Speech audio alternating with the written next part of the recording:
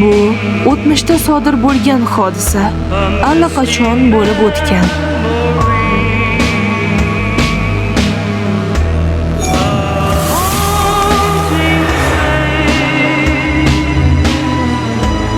Allaqachon sodir bo'lganmi?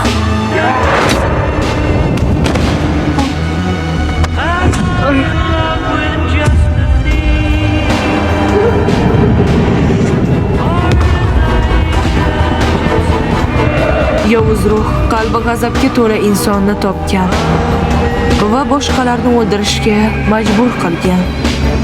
U qanchalik ko'p insonni o'ldirsa, yovuz ruh shunchalik kuchli bo'lib boradi.